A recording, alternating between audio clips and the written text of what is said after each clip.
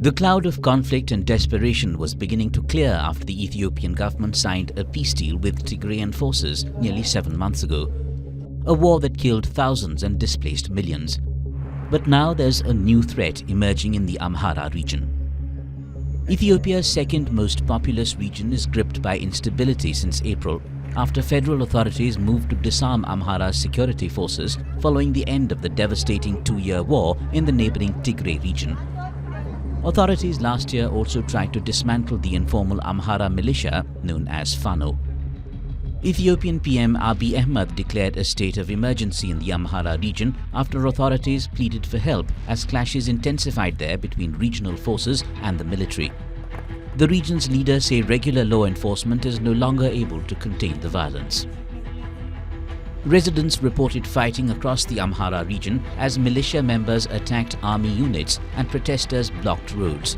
Flights to two popular tourist towns, Lalibela and Gondar, were suspended. Internet access was also affected.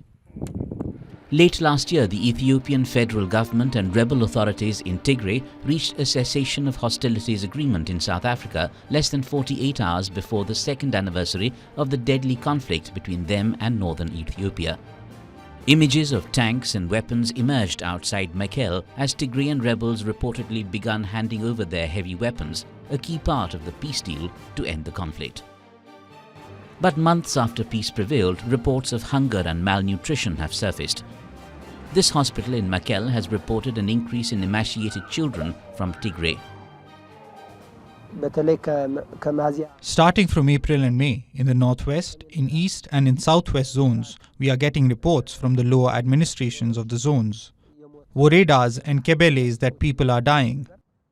So far, 595 people have died from hunger directly and indirectly. WFP is deeply concerned about the impact any pause in assistance may have on the lives of the families it assists.